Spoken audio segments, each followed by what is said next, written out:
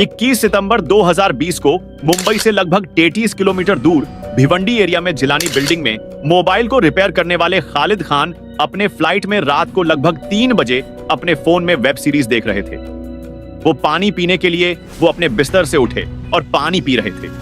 तभी अचानक से घड़घड़ाहट की आवाज सुनाई दी, लेकिन जैसे ही वो कुछ सोच पाते या फिर कुछ मूवमेंट कर पाते, उससे पहले ही चारों तरफ अंधेरा हो गया और पत्थर गिरने लग गई। ब्लैकआउट हो गया।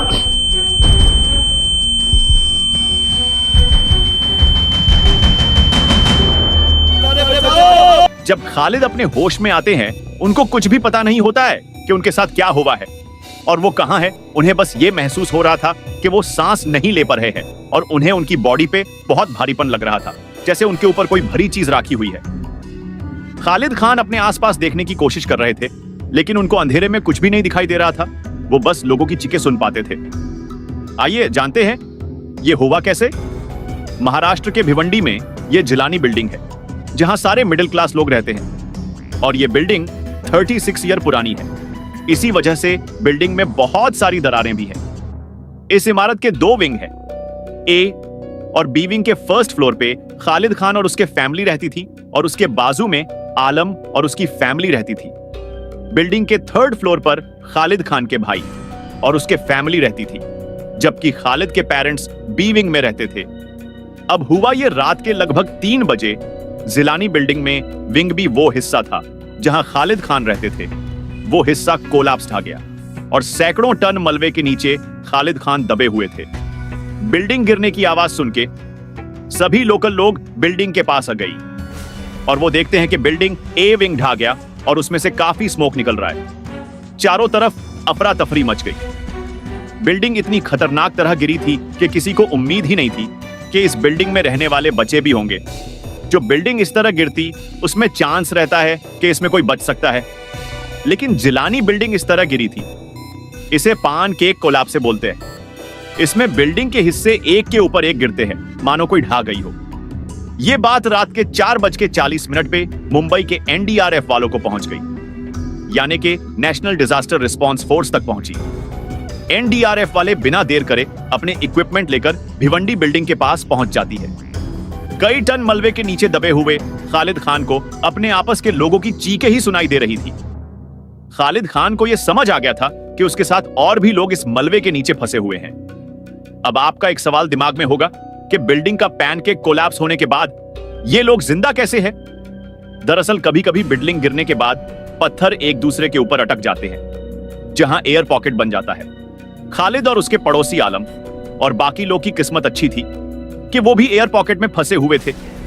इसमें प्रॉब्लम यह थी कि एयर पॉकेट में ये लोग जरा सा भी मूव करते हैं तो पत्थर इन लोगों के ऊपर गिर सकते हैं और इन लोगों की मौत हो सकती है।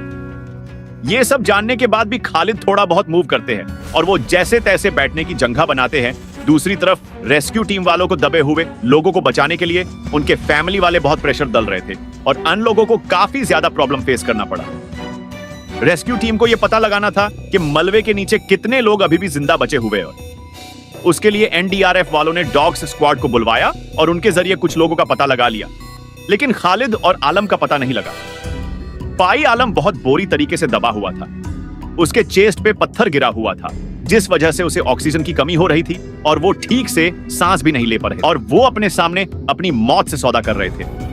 अब NDRF team line search operation शुरू करती है, यानी कि ये अंदाजा लगाया गया कि लोग कहां दबे होंगे।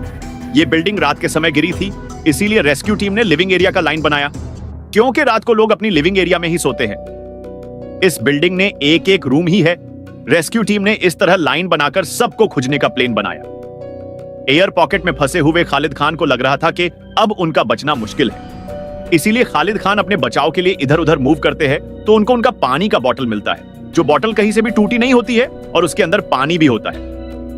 रेस्क्यू टीम वाले वहां पर जेसीबी नहीं ला पा रहे थे, क्यों कि उस जंगह बहुत पतले पतले रास्ते थे। एनडीआरएफ वालों ने दिमाग लगाया, शोरिंग तकनीक का इस्तेमाल किया।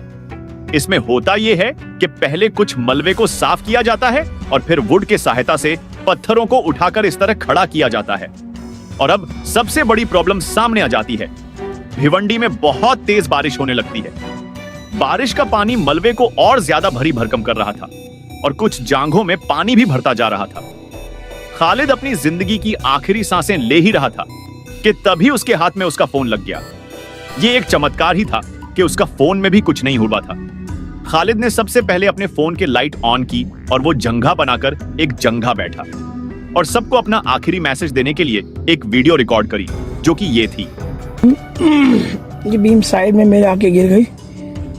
मेरा पैर 1 घंटा पहले 2 घंटा पहले तकरीबन अंदर। और दूसरी तरफ एनडीआरएफ वालों ने हार्ट बीट डेडिकेटर का इस्तेमाल किया। उन्होंने मलबे के चारों तरफ हार्ट बीट के डेडिकेटर के तार को लगा दिया, जहां से उन्हें हार्ट बीट का सिग्नल मिल रहा था। और हार्ट बीट के मदद से रेस्क्यू टीम ने 22 सितंबर को 3 बच्चे को मलबे से बाहर निकल के उनके जान बचा ली। लेकिन कुछ लोग बिल्डिंग गिरने से बहुत बुरी तरीके से दब के मर गए थे। एनडीआरएफ वालों ने अब खालिद को भी ढूंढ लिया था। खालिद को इन लोगों की आवाज सुन के थोड़ी सी दिल में जान आई।